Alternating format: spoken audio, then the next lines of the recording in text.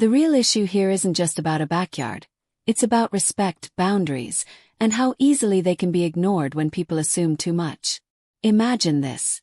Your home, your sanctuary, the one place where you unwind and feel truly at ease, is suddenly seen as someone else's party venue. Without a single conversation. No, hey, can we talk about this? No polite request. Just assumptions. At first, I thought maybe I misunderstood the situation. Maybe it was just a casual idea that someone mentioned offhand.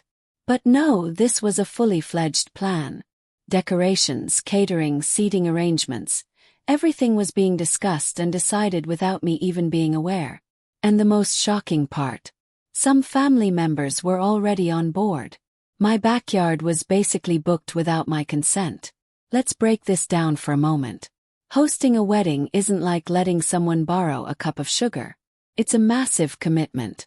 There's the preparation. Cleaning the space, arranging utilities, ensuring everything is perfect. Then comes the event itself.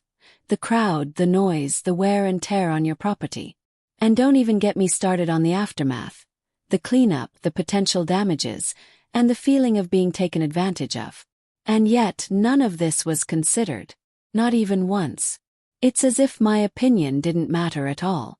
How could they think it was okay to plan something so significant without asking me first? That's what hurt the most. The complete disregard for my voice, my feelings, and my personal space. I couldn't help but wonder. Is this just how Sarah sees me? Am I just the person with the convenient backyard? Was it easier to assume I'd be okay with it than to face the possibility of me saying no? It's such a frustrating and lonely realization, especially when you think you have a good relationship with someone. Then there's the family dynamic to consider. If I said no, I'd be the bad guy, the selfish one who wouldn't help out for a family member's big day. But if I said yes, I'd be enabling this kind of behavior, showing that it's okay to cross my boundaries without even asking. I was stuck in a lose-lose situation, and it was exhausting just trying to figure out what to do. And let's talk about the emotional toll. I felt angry. No, furious. I mean, who wouldn't? But underneath that anger was hurt. A deep, stinging hurt that comes from realizing someone you care about doesn't see you or your space as worthy of respect. It's not just about the backyard, it's about the principle. How can you not feel disrespected in a situation like this? Then there was the anxiety. Oh, the anxiety. I kept picturing the wedding day. Strangers everywhere, trampling my garden, parking all over my street, the chaos, the noise, the sheer invasion of it all. My home wouldn't feel like mine anymore, at least not for a while. And after the event, I'd be left with the mess, the damage, and probably a ton of resentment. But let's not forget the guilt. There's always guilt when family is involved, isn't there? A tiny part of me thought, maybe I'm overreacting. Maybe I should just suck it up and let her have her day. But why should I have to sacrifice my peace and comfort because someone else decided my space was up for grabs? Is it selfish to want to protect my home, my sanctuary? And the cherry on top, other family members chiming in. It's just one day, they said. You're making a big deal out of nothing. Oh really? Nothing. My personal space, my boundaries, my peace of mind, that's nothing. It's easy to say that when it's not your backyard, isn't it? I kept replaying conversations in my head, imagining the different ways I could handle it. Do I confront Sarah directly? Do I bring it up in a family meeting? Or do I just let it slide and deal with the consequences later? None of the options felt good. It's such a complicated situation because it's not just about saying yes or no, it's about what that decision represents. Saying yes might preserve the peace temporarily, but it also sends a message that my boundaries don't matter. Saying no might protect my space, but it risks causing tension, or even a full-blown family feud. And you know what's really ironic? If Sarah had just asked me, genuinely and respectfully, I might have considered it.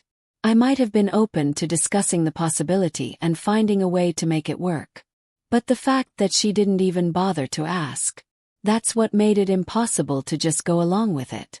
It's such a messy emotional tangle, anger, hurt, guilt, frustration, anxiety, all wrapped up in one situation. And the more I thought about it, the more I realized this wasn't just about a wedding. It was about respect. Respect for me, my home, and the boundaries I've worked hard to establish. By the time I finished processing all of this, one thing was clear. I couldn't stay silent. If I let this slide, I'd be sending a message that it's okay to ignore my feelings and boundaries. And that's not a precedent I'm willing to set. Not for Sarah, not for anyone. So, yeah, this wasn't just about a wedding in my backyard. This was about standing up for myself and making it clear that my home is not a free-for-all. And honestly, that realization was both empowering and terrifying at the same time. The moment I realized what was happening, my emotions went into overdrive. I felt like I was caught in the middle of a tornado of thoughts, feelings, and questions. First came the anger. How could Sarah think this was okay? My backyard isn't a public park. It's my personal space, my safe haven, the one place where I can unwind and breathe. And yet, here she was, treating it like an event venue she could just book without a second thought. But as the anger simmered, a wave of disbelief hit me. How could someone I've known for years, someone I've welcomed into my home before, not even think to ask? Was it arrogance? Ignorance? Or did she genuinely believe I'd be fine with this? I couldn't wrap my head around it. I mean, who does that?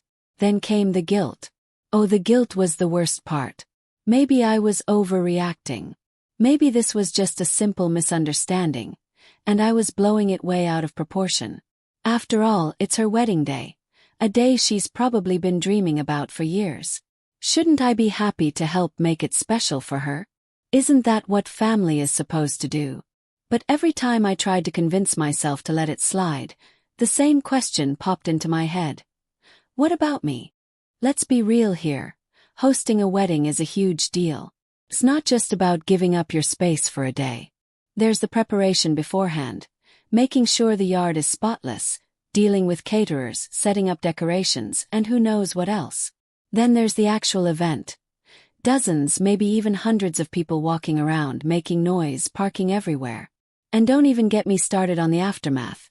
The cleanup, the potential damage, the feeling of your home being invaded. It's exhausting just thinking about it. And the emotional toll. That's a whole other level.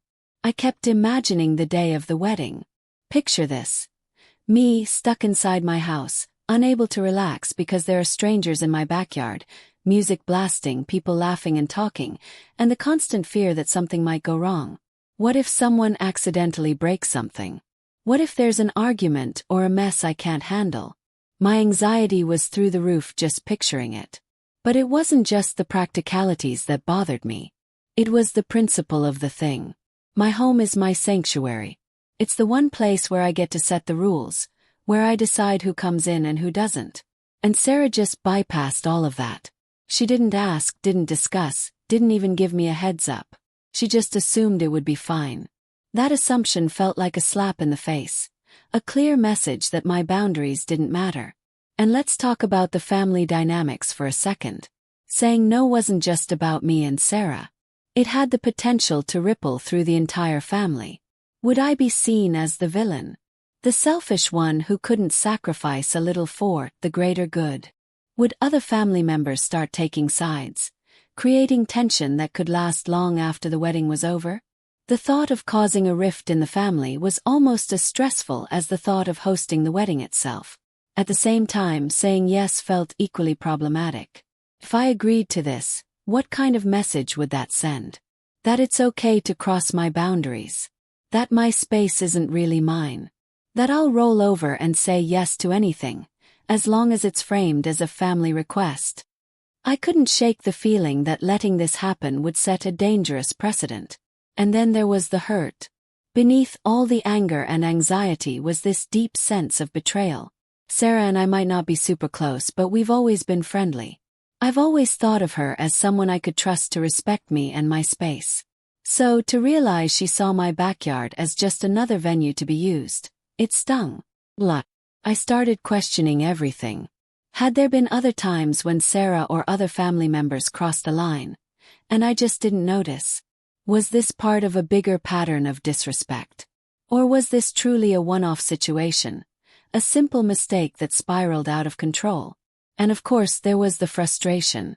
The sheer nerve of it all. Planning a wedding is no small task. Sarah must have spent hours thinking about decorations, seating arrangements, catering, and all the other details. And yet, in all that time, she never thought to pick up the phone and say, "Hey, can we talk about this? How does that even happen?" I kept replaying the situation in my head over and over.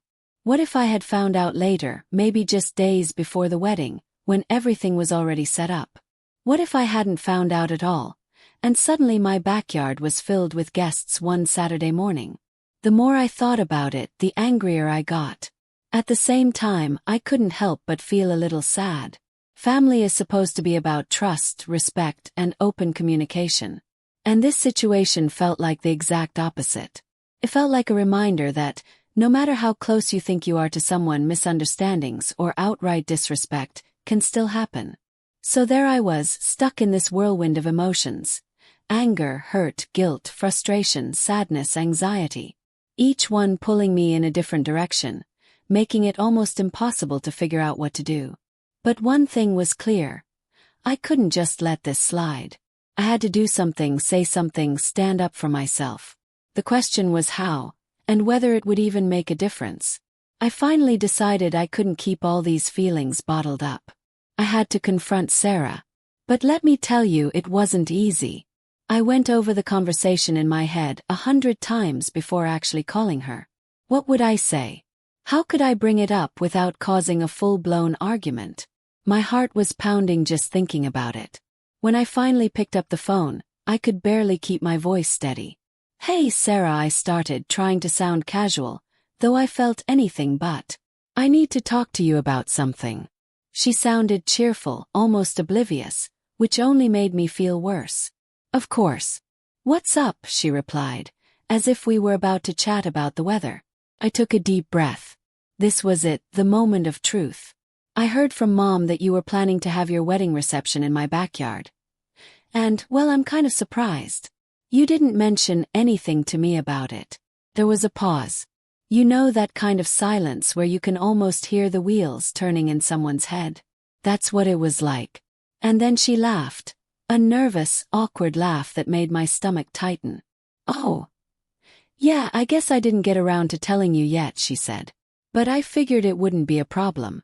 You've got such a great yard, and it's perfect for a small wedding. Plus it's family, right?"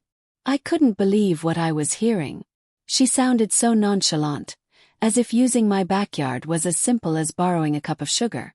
My voice got a little sharper, despite my efforts to stay calm. "Sarah, it's not about whether it's a nice yard or whether we're family. It's about the fact that you didn't ask me. You didn't even let me know. I had to hear it from someone else." Her tone shifted. "I didn't think you'd mind," she said, defensive now. "I mean, it's not like we're strangers. And it's just one day. One day. Just one day." My frustration bubbled over. "Sarah, it's not just one day.